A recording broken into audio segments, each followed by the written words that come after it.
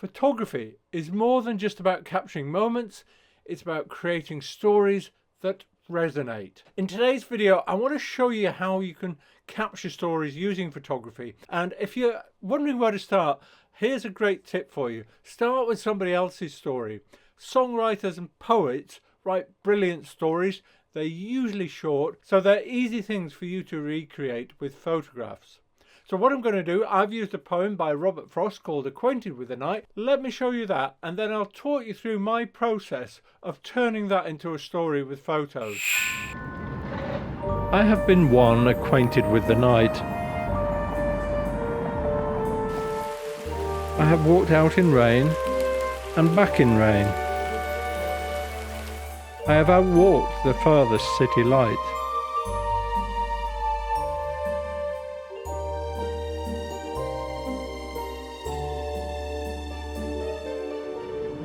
I have looked down the saddest city lane. I've passed by the watchman on his beat and dropped my eyes, unwilling to explain.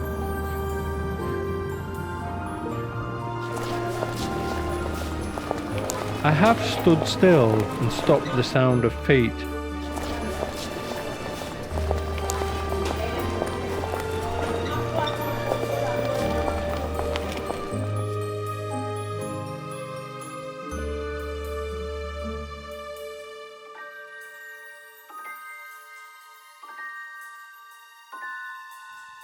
When far away an interrupted cry came over houses from another street, not to call me back or say goodbye.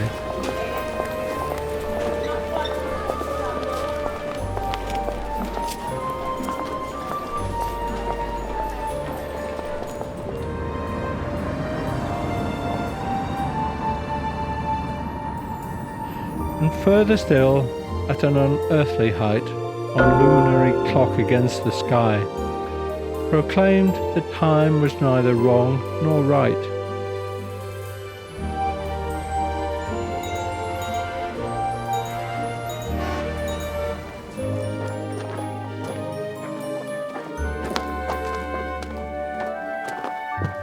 I have been one acquainted with the night.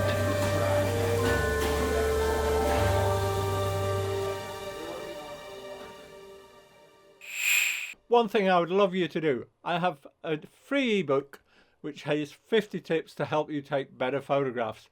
If you'd like your own copy, you can sign up on my website. I'll leave a link in the description and a link on the screen here so you can do that. When I was learning to do photojournalism, I did a course with a guy called Stuart Friedman, who was a photographer for newspapers like The Independent, The Observer and Sunday and so on. And he gave me a 6-step process. So I'll just go through that quickly. The 6 shots you're going to need. First of all is an establishment shot. That's usually a wide shot setting the scene for the story. The second shot you'll need is a medium distance shot. And that's something a bit closer in. I usually try and do something. I have a full frame camera, so at 50mm, which is close to what the human eye sees. If you're using a crop sensor camera, then use a lens or a focal length of around 35mm. The next thing you're going to need is a relationship shot, and that will be an interaction maybe between two people or two relevant things that fit with your story. Then you're going to want some close-up or detail shots. Ideally, you want to also get an action shot. And the final thing you're going to need is a closing shot, basically the final shot, something that wraps up your story. Now, you don't have to get all those shots in order, and you don't have to limit yourself to just those shots. What I find I do is I take plenty of shots. I have that kind of list in the back of my head, so I make sure I get a few options for each of those, but I take them as I come across them when I'm doing my photo walk or however I'm getting the shots for my story. So the next thing I would say is, having got that 6-shot plan in mind, then plan what you are going to do, where you're going to go and where you might get the shots that would fit with the story. So there's a few things in this story that I knew I wanted to do. So I was going to Kendal. I know the town pretty well. I know in his poem he mentions things like the saddest street, so I knew there's lots of alleys I could look down, so that was one option. I knew he also mentioned an illuminated clock, and I know the town hall has an illuminated clock, so that was obviously going to be on my photo walk as well. And so I could plan a sort of rough route, and then walk around and take my shots. And now a lot of them will present themselves to you as you're walking about. If you've got that plan in the back of your mind, then it's easy enough to snap those shots as you come across them. Let's walk through the story.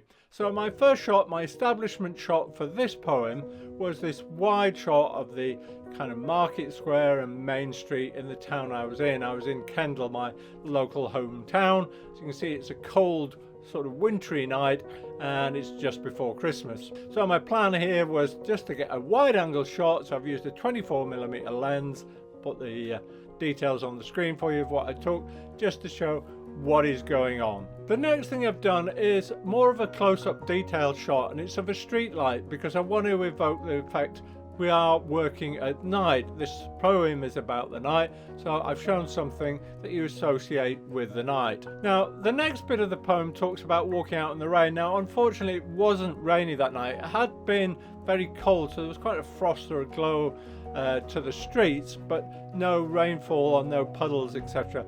So what I did with this was really, I just concentrated on the walking bit, and I've taken these shots very low and I've concentrated on feet. Now it says in the poem I walked out in the rain and I walked back in the rain, so I've done these with people walking in opposite directions so I can get the out and back. The next thing he says is that I've outwalked the further city lights. Now this was probably one of the more tricky ones. What I'd really like to have done is walked out the town, found a hill somewhere and probably looked down. That would have been the best shot, and I could have done that actually if I'd thought about it better in advance. I should have gone up to the castle where I filmed a lot of the drone footage you'll see in here and taken a shot looking down on the city from there in the dark, but actually I didn't really have time. So as a consequence, I took another sort of walking shot where I used the contrast between light and shadow to show what was going on, and I felt that helped to evoke the emotion of walking out beyond everything else. There's just the person and his shadow. You could have also used something like a silhouette with somebody right in the distance down the end of a street, for example. Now the next line is, I've looked down the saddest city lane. Now Kendal is full of little lanes and alleys, so that was a bit of a no-brainer, a bit of an easy shot to do. There was lots of nice little alleys I could do. I also took this one with kind of silhouetted figures walking by as well, quickly trying to get past it. So I tried to evoke that emotion of the lane being sad. And I've thought about this also in my processing, and this is an important point. You know, think about how you want to process this. I've done this whole thing in black and white because I wanted to evoke that kind of eerie solitude that you get from black and white photos, and I processed this in quite a dark way to make the streets look a bit darker and a bit more empty and create a bit more solitude, a bit more mood. So that's the kind of feeling I was trying to get into my photos. Now in the next bit of the poem, the line is, I have passed by the watchman on his beat. Now I did try and get a photo of a security guy or a bouncer outside a pub, but because he was working he was reluctant to agree to it. So the next best thing I could find was somebody else actually. He came out for a smoke, and I just caught him at the time when he was looking down, because the next line in the poem is about the person averting their eyes, not willing to look into the eyes of the security guard, of the watchman, and I dropped my eyes, unwilling to explain. So this was perfect for this. I was lucky enough to capture this guy at the right time, at the right place. The next line is, I have stood still and stopped the feet. So again, for this, I was thinking about, first of all, I need a solitary figure standing still, and actually the same guy who came out for a smoke gave me the perfect opportunity. I went up and asked him, said, do you mind if I take your photo? Would you blow a plume of smoke out for me? And he did exactly what I wanted. He was very obliging, so thanks very much, whoever you were. But this gave me the shot for I have stood still, really standing there. Somebody smoking usually evokes that kind of stillness because they're kind of relaxing, they're absorbing the moment, enjoying their smoke. So having this guy stood there was perfect for that. So the next bit, and I stopped the sound of the feet. I really just needed a nice picture of a feet. I found this group of people who are all talking to each other. They've got a nice shadow as well, so that's what I used for that. The next bit of the poem talks about a cry which you hear coming over the rooftops, when far away an interrupted cry came over houses from another street.